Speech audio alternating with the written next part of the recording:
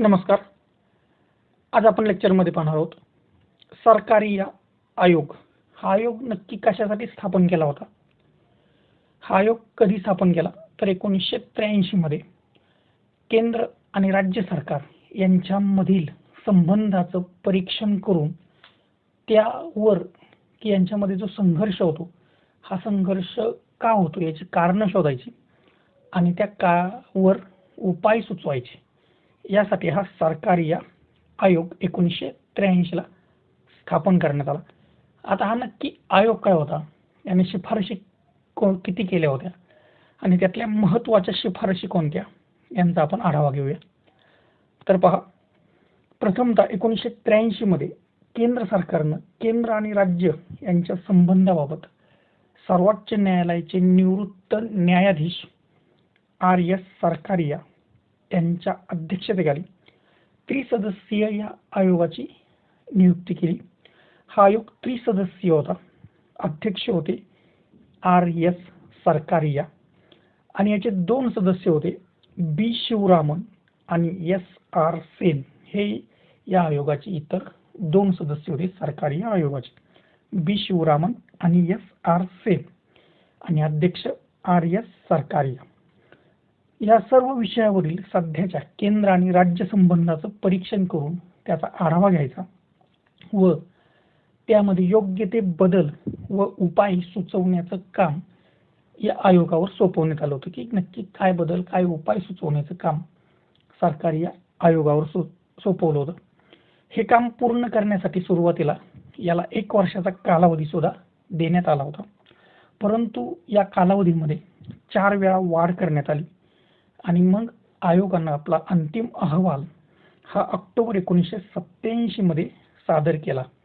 हे आपल्याला बघा 1983 वाला 1 वर्ष दिलं, तर नंतर ते वाढत गेलं, 4 वेळा त्याच्यात वाढ करण्यात आली आणि आयोगानं आपला अहवाल 1987 ला सादर केला. त्याचा सारांश अधिकृत जानेवारी 1988 मध्ये प्रसिद्ध करण्यात आला. त्याचा जे सारांश असून तो प्रसिद्ध करण्यात आला. सध्याच्या घटनात्मक व्यवस्था आणि संस्थांसंबंधीची तत्व ही मूलतः सुयोग्य आहेत व त्यात संरचनात्मक बदल करण्याची आवश्यकता नाही असं आयोगानं मत मांडलं. परंतु कार्यात्मक आणि व्यवहारात्मक बाबींमध्ये बदलाच्या आवश्यकतेवर आयोगानं भर दिला. कार्यात्मक आणि व्यवहारात्मक बाबींमध्ये काही बदल करणं गरजेचं आहे असंही आयोगानं सांगितलं. संघराज्यीय प्रणाली ही स्थिर संस्थात्मक संकल्पना नसून सहकारी कृतीतून कार्यात्मक व्यवस्था आहे असं आयोगानं निरीक्षण नोंदवलं की ही प्रणाली संघराज्यात्मक प्रणाली जी स्थिर नाही, ती संस्थात्मक स्थिर प्रणाली नसून ती सहकार्यामधून कार्यात्मक व्यवस्था आहे, सहकार्यातून कार्य करण्याची ही व्यवस्था आहे. केंद्राचे अधिकार कमी करावेत ही मागणी आयोगानं पूर्णतः फेटाळली. सरकारी आयोगानं केंद्राचे अधिकार कमी करावेत ही मागणी पूर्णतः फेटाळून लावली आणि राजकीय क्षेत्रातील फुटीरतावादी वृत्तीमुळे राष्ट्रीय एकता अखंडता यांचं संरक्षण करण्यासाठी प्रबल केंद्र आवश्यक आहे असं या सरकारी आयोगानं म्हटलं की जी राजकीय क्षेत्रामध्ये जी फुटीरतावादी वृत्ती आहे यामुळे राष्ट्रीय एकात्मता अखंडता आणि संरक्षण करण्यासाठीच केंद्र हे सरकार किंवा केंद्र हे प्रबळ असलं पाहिजे, केंद्राकडे भरपूर अधिकार असले पाहिजे असं मत या सरकारी आयोगानं नोंदवलं. परंतु जर प्रबल केंद्र म्हणजे अधिकारांचं केंद्रीकरण नव्हे, केंद्र जर प्रबल हवंच पण त्याचं म्हणजेच काय तर हे अधिकारांचं केंद्रीकरण नकोय. त्या अति केंद्रीकरणामुळे केंद्रात रक्तदाब वाढतो आणि परिघावर रक्ताचा अभाव निर्माण होतो असं एक मार्मिक विधान या सरकारी आयोगानं केलं जातं. केंद्र राज्य संबंधाचं सुधारण्यासाठी या आयोगानं 247 शिफारशी केल्या. आता त्या 247 शिफारशींपैकी काही महत्त्वाच्या शिफारशी कोणत्या होत्या ते आपण पाहूया. कलम 263 अनुसार आंतरशासन परिषद नावानं ओळखली जाईल अशी कायमस्वरूपी आंतरराज्य परिषद स्थापन करण्यात यावी. 263 आंतरराज्य परिषद स्थापन करण्यात यावी. ज्यावेळी सर्व उपलब्ध पर्याय संपतील अशा कठीण परिस्थितीतच अखेरचा उपाय म्हणून अगदी क्वचित प्रसंगीच कलम 356 नुसार राष्ट्रपती शासनाचा वापर करावा, राष्ट्रपती राजवटीचा वापर करावा. एकदम एकदम अशी क्वचित प्रसंगी आणि शेवटचा अखेरचा उपाय म्हणून. अखिल भारतीय सेवा ह्या अधिक प्रबल करून अशा अधिक काही सेवा निर्माण कराव्यात.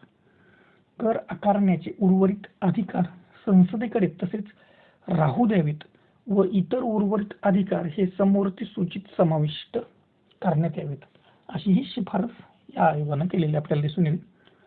जेव्हा राष्ट्रपती त्यांच्या संमतीसाठी आलेली राज्य विधेयके राखून ठेवतात त्यावेळी त्याची कारणे राज्य सरकारला कळवावीत. ज्यावेळी राष्ट्रपती एखादं विधेयक त्यांच्या संमतीसाठी राखून ठेवतात तेव्हा राष्ट्रपतींना त्या का राखून ठेवलंय याची कारणं त्या राज्य सरकारला सांगावीत. हा एक शिफारस या सरकारी आयोगानं केलेली आहे. राष्ट्रीय विकास परिषदेचं नाव, राष्ट्रीय जी विकास परिषद तिचं नाव बदलून राष्ट्रीय अर्थ व विकास परिषद असं करावं व त्याची पुनर्रचना करावी. राष्ट्रीय विकास परिषदेचं नाव बदलून राष्ट्रीय अर्थ व विकास परिषद असं करावं. संघराज्यीय भावनेला चालना देण्यासाठी विभागीय परिषदांची नव्यानं रचना करण्यात यावी. विभागीय ज्या परिषदा होत्या त्यांची नव्यानं रचना करण्यात यावी, त्यांचं पुनरुज्जीवन करण्यात यावं. राज्याची सहमती नसली तरी सशस्त्र दले पाठविण्याचे केंद्राला अधिकार असावेत, परंतु राज्याशी विचार विनिमय करणे इष्ट आहे. राज्याशी सहमती नसली तरी केंद्र सशस्त्र दल राज्यामध्ये पाठवू शकतं, परंतु हे पाठवण्याबरोबरच त्यांनी केंद्रानं राज्याशी विचार विनिमय करणं गरजेचं आहे किंवा ते करावं, अशी एक शिफारस सुद्धा सरकारी आयोगानं नोंदवली. समवर्ती सूचीतील विषयांवर कायदा करण्यापूर्वी केंद्रानं राज्याशी विचार विनिमय करावा. जे समवर्ती सूचीमध्ये जे केंद्र सरकार आणि राज्य सरकार या दोघांनाही कायदे करण्याचे अधिकार असतात, परंतु जर केंद्राने केलेला कायदा हा प्रबळ मानला जातो आणि तो राज्याला स्वीकारावा लागतो, या समवर्ती सूची संदर्भातूनच जर कोणता कायदा हा केंद्राला करायचा असेल तर केंद्रानं राज्याशी विचार विनिमय करावा. राज्यपाल नियुक्तीसाठी मुख्यमंत्र्यांशी विचार विनिमय करण्याची प्रक्रिया घटनेतच मांडावी. राज्यपाल नियुक्त करताना राष्ट्रपतींनी त्या राज्याच्या मुख्यमंत्र्यांशी विचार विनिमय करावा अशी शिफारस मांडली आणि ही जी शिफारस होती ही डायरेक्ट घटनेतच दुरुस्ती करून मांडावी की राज्यपाल नियुक्त करताना त्या राज्याच्या मुख्यमंत्र्यांशी राष्ट्रपतींनी विचार विनिमय करावा, अशी एक शिफारस या सरकारी आयोगानं मांडली. निगम करांचे निव्वळ उत्पन्न राज्यांबरोबर वाटून घेण्याची अनुमती असावी. विधानसभेत बहुमत असेपर्यंत राज्यपाल मंत्रिमंडळ बरखास्त करू शकत नाहीत. त्याआधी बघा राज्यपाल मंत्रिमंडळ बरखास्त करायचे, पण सरकार आयोगाने सांगितलं की जोपर्यंत विधानसभेमध्ये त्या पक्षाचं बहुमत असेल तोपर्यंत राज्यपाल मंत्रिमंडळ बरखास्त करू शकत नाहीत. अत्यंत अपरिहार्य कारणे वगळता राज्यातील राज्यपालांच्या 5 वर्षाच्या कार्यकालात बदल करू नये. केंद्र कधी राज्यपाल बदलतं, राज्यपाल दुसऱ्या राज्यांसाठी तो राज्यपाल, अशा राज्यपालांच्या बदल्या केला जातो किंवा बदल केला जातो. तर यामध्ये असं सांगितलं की अत्यंत अपरिहार्य कारण जर असेल तरच राज्यपालांच्या अशा करता येऊ शकतात, नाहीतर राज्यपालांना त्यांचा 5 वर्षाचा कार्यकाल पूर्ण करू द्यावा. संसदेने मागणी केल्याशिवाय राज्यातील मंत्र्यांविरुद्ध चौकशी आयोग स्थापन करू नये. राज्यातील जे मंत्री होते यांच्या विरोधात चौकशी आयोग स्थापन करण्यासाठी संसदेने मागणी करणं आवश्यक आहे. संसदेने मागणी केली तरच राज्यातील मंत्र्यांविषयी चौकशी आयोग स्थापन करावेत. विशिष्ट उद्दिष्ट व मर्यादित कालावधी वगळता केंद्राने आयकरावर अधिभार आकारू नये, की काही मर्यादित कालावधीमध्येच वगळता काही संदर्भ याच्यामध्ये तरच आयकरावर अधिभार आकारू नये किंवा कधीतरी आकारावा. वित्त आयोग व नियोजन आयोग यांच्यातील सध्याची कार्यविभागणी वाजवी असून ती तशीच पुढे ठेवावी. वित्त आयोग आणि नियोजन आयोग यांच्यामध्ये जे कार्यविभागणी व्यवस्थित आहे त्यामध्ये बदल न करता ती तशीच पुढे चालू ठेवावी. खऱ्या अर्थाने त्रिभाषा सूत्र समान पद्धतीने अंमलात आणण्यासाठी उपाययोजना करावी. त्रिभाषा सूत्र हे खऱ्या अर्थानं अंमलात आणण्यासाठी उपाययोजना करावी. आकाशवाणी, दूरदर्शनला स्वायत्तता दिली नाही तरी त्यांच्या कार्याचं विकेंद्रीकरण करावं. आकाशवाणी आणि दूरदर्शन यांना स्वायत्तता नाही दिली तरी त्यांच्या कार्याचं विकेंद्रीकरण करावं. राज्यसभेची भूमिका व राज्यांची पुनर्रचना करण्याचा केंद्राच्या अधिकारात बदल करू नये.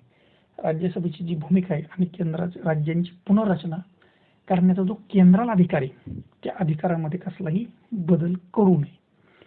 भाषिक अल्पसंख्याक आयुक्त हे पद पुन्हा कार्यान्वित करावे. या सरकारी आयोगाने सांगितले की भाषिक अल्पसंख्याक आयुक्त हे पद पुन्हा कार्यान्वित करावे. डिसेंबर 2011 पर्यंत सरकारी आयोगाच्या 247 शिफारशींपैकी 180 शिफारशींची केंद्र सरकारनं अंमलबजावणी केलेली आपल्याला दिसून येते. 247 शिफारशी केल्या परंतु त्यापैकी 180 शिफारशींची अंमलबजावणी केंद्र सरकारनं केलेली आपल्याला दिसून येते. 1990 मध्येच आंतरराज्यीय परिषदेची स्थापना हे एक सर्वात महत्त्वाचं फलित ह्या सरकारी आयोगाचं आपल्याला दिसून येतं. 1990 मध्येच आंतरराज्यीय परिषदेची स्थापना केलेली आहे आणि याचं महत्त्वाचं फलित ह्या सरकारी आयोगाचं आपल्याला दिसून येतं. धन्यवाद.